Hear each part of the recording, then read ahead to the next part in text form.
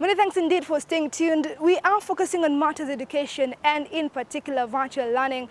Many of you have seen Honorable Babu Owino being on the social media platform engaging students in matters education, and today on set we have him to talk about that and many more. Welcome, Mr. Babu Owino. Thank you very much, Irene.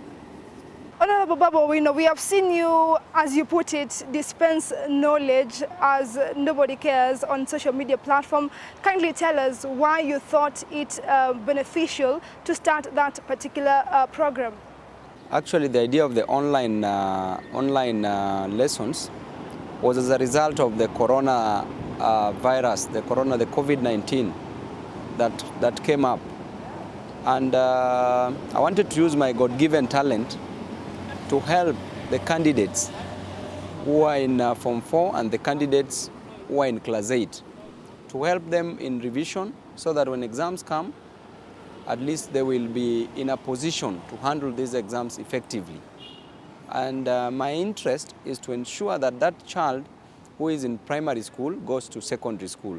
That child who is in secondary school goes to the university.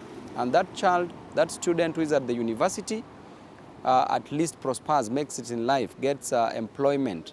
Because I've been at the helm of student leadership, and I've been a student leader and a student at the same time.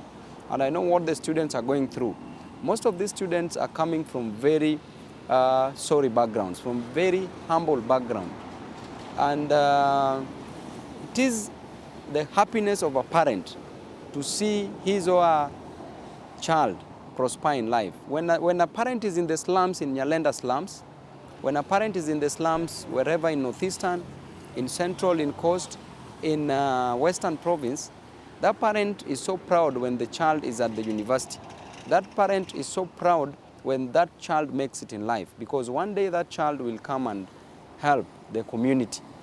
So I decided to use my God-given talent, which I'm very good at least to ensure that our children pass. And right now we're also coming up with an application where we are uploading content from Class 4 to Class 8, from Form 1 to Form 4, and at the university level from first year to fourth year, to ensure that at least somebody uploads this application. It's called Educare Foundation application.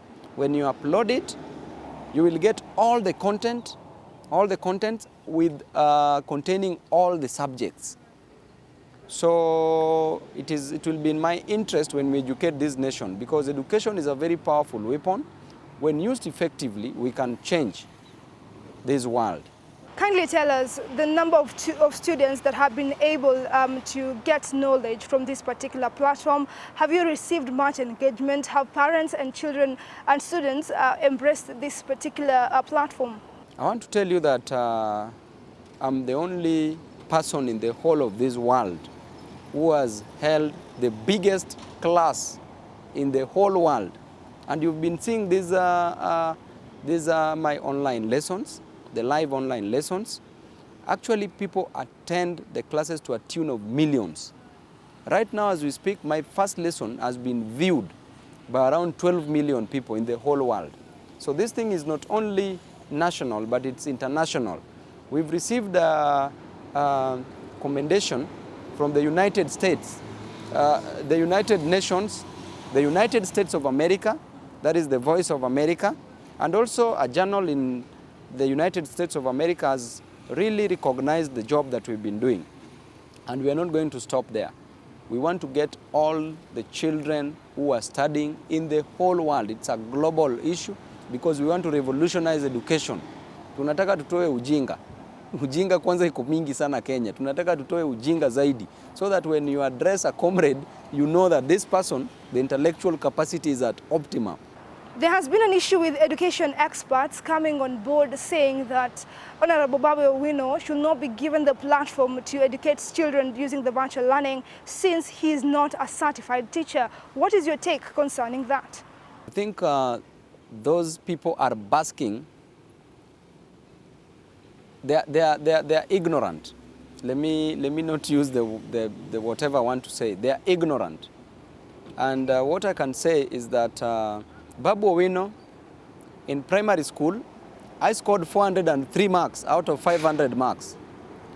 In high school, I failed when I scored A- of 78 points because my main intention was to get 84 points out of 84 points.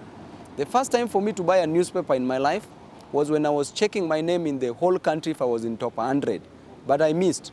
But I know it was God's plan because I couldn't have missed top 100 in the whole country because I trust my brain so much.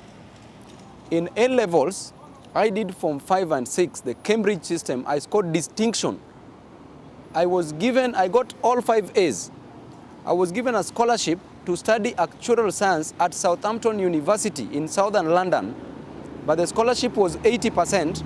I couldn't afford the 20%, so I did not go because the 20% was expensive for me.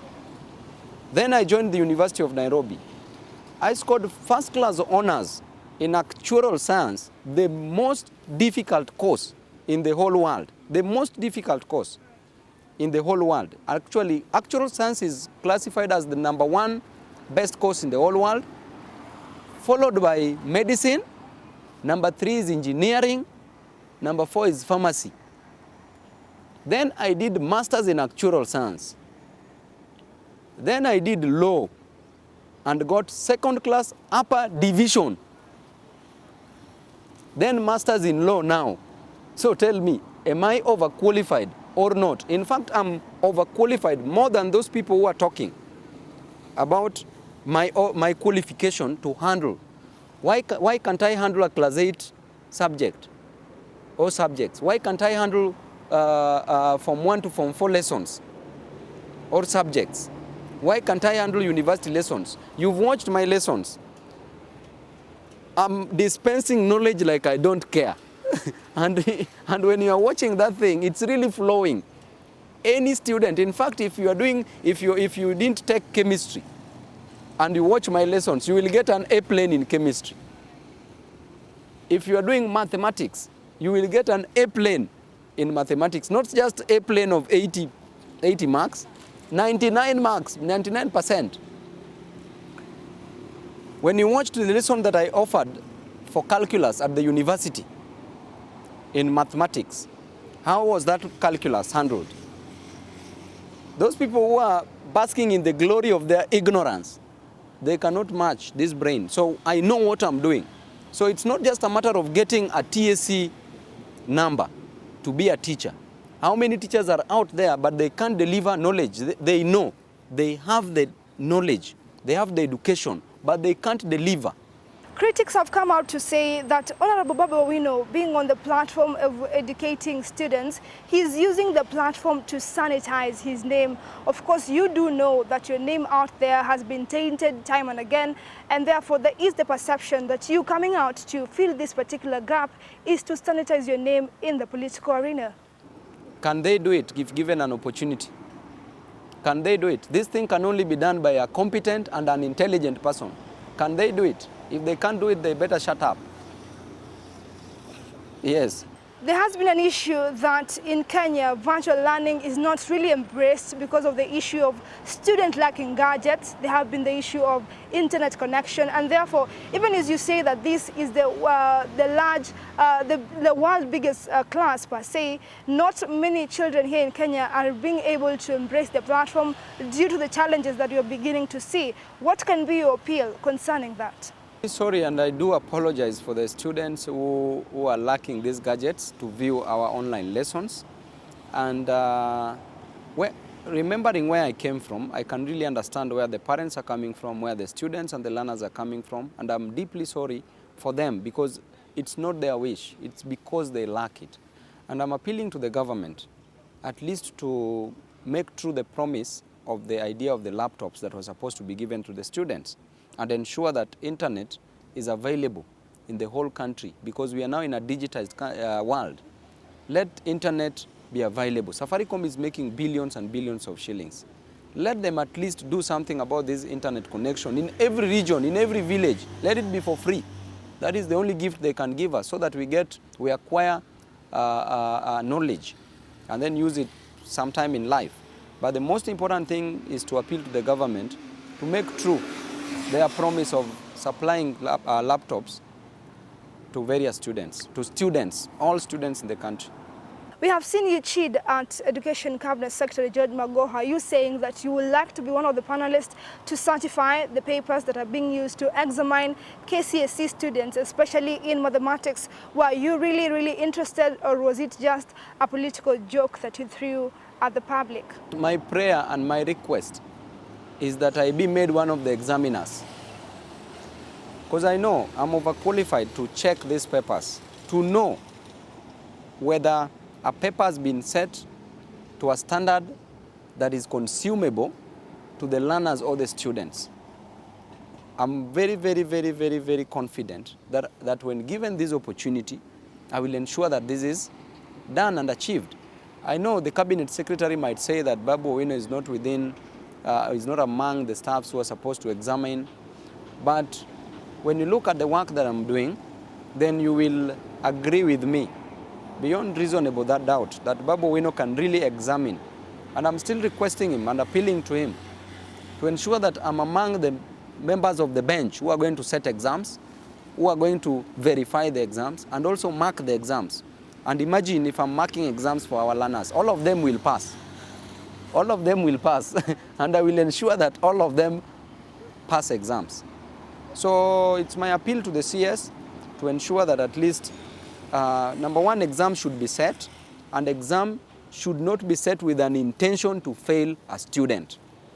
A student cannot spend from class 1 to form 4, then eventually fails an examination. Maybe this student was sick on the exam day, God forbid. Maybe this student read a particular topic or a particular topic that wasn't set in the examination. Maybe this student didn't go for these exams because of fees. Maybe this student loves one subject preferred to the other subject. So you cannot use only that to judge this student. One exam to judge this student. Therefore, the exam should be as easy as possible so that all the students pass their examination, not to discourage them to go to the next level. So if I'm put there, I will ensure that everybody passes. Given that you're interested in matters education, we have seen parents, teachers and students alike not quite satisfied with the way Education Ministry is handling this issue of reopening of schools, since there is a flip-flop tendency that has been witnessed there. Do you hold the same opinion when it comes to what parents and teachers alike are lamenting concerning this time of the pandemic? For me, let me tell and advise Kenyans, when it comes to competency, Professor George Albert Magoha Omore is number one. I will defend him. I will be the devil's advocate. For that, we have to give it to him. I was at the University of Nairobi for 8 years and still counting because I'm still pursuing my master's there. And I want to tell you that Professor Magoha is very competent. Let Kenyans just believe in him. He will deliver and he will ensure that our children pass examination. We may not agree in one thing or the other, certain things here and there, but generally, that gentleman is very competent. And I can assure Kenyans, it doesn't matter how he talks to the people. That's not what the people are interested in. Be interested in the service delivery. Is not how he talks. What if you bring a pope to talk nicely to you, but there is no delivery? It doesn't matter. As we want the services to be delivered to our learners, our students. In this country, many have said that young leaders have the mantle of making changes, and you have seen you fill the gap in the education sector. But what can you say concerning other young leaders here in Parliament and across the country? Do you think they're doing what they're required to do in the particular platform in terms of making change in the society, since we say that the young generation is the generation that will make change? Number one, every leader has their way of leading. And I wouldn't want to talk negative about any member of parliament, because these are God-chosen leaders. These are leaders who are chosen by their people to represent the interest of their constituencies. Babu Owino has a talent in education. He has used his education talent to ensure that our students acquire knowledge, revise sufficiently for the examination, and change their lives for the better in the foreseeable future. Honorable Jaguar has a talent in singing. Everybody has talent in every area of life. In life, you can make it through different avenues. There are different avenues to the city of victory. If Babu can play football better and make it in life, it's well and good. We see Messi, we see Ronaldo. We don't know their education background, but they earn a living. We see artists, we see comedians, we see Juakali artisans. Not everybody can make it. Not everybody can make it through education. Even me, I did education, but I'm a member of parliament. I'm pursuing a different path altogether, which is politics. So if my good friend and a Bailey ally and a bosom friend, Honorable Jagua, can use his God-given talent in music to change, to nurture kids, so that at least those who cannot make it through education or through any other sporting activity can make it through music, then well and good. So finally, as we wind up, what can be your final remarks to the students and the parents who are using your platform in terms of education matters? What can be your appeal or your parting shot as we wind up this particular interview? I always admire you so much because you, as a fellow comrade, you really work for the students in this country. So may God bless you abundantly. Number two, I would like to tell Kenyans, to the parents, trust my online lessons. Ensure that at least the little that you have as airtime, download our application, that is Educare Foundation. Ensure that at least you follow me on my social media platforms. That is our Facebook, which is Honorable Babu Owino. Our Instagram, which is HE in small letters, he.Babu Owino small letters. YouTube is Babu Owino TV. And Twitter is HE Babu at HE Babu Owino. So I want to appeal to the, it is my plea to our parents to ensure that at least they ensure that their young ones access my online lessons. These online lessons are going to help these children of ours. We are going to ensure that that child who is getting 20% will score a 50%. That child who's getting 50% will score 80%. If you are just bad, you will be good. If you are good in academics, you will be better. And if you are better, you will be best. Just trust me with your child. Believe you me, I will ensure that this child goes to the university. And this child will get an employment, will be employed and will change your life from wherever you are in various villages, in various slums, in various towns. All right, that has been Honorable Babu Owino, who is the Member of Parliament for Embakasi East, talking about his platform of virtual learning. He has been one of the leaders who have been on the forefront to ensure that students continue to revise during this particular time of the pandemic where schools are closed. He says that his class is the world's largest class. I don't know whether that's true, but you can be the judge of it, and whether you think there is really an impact of what he's doing in the education sector. Thank you so much for staying tuned.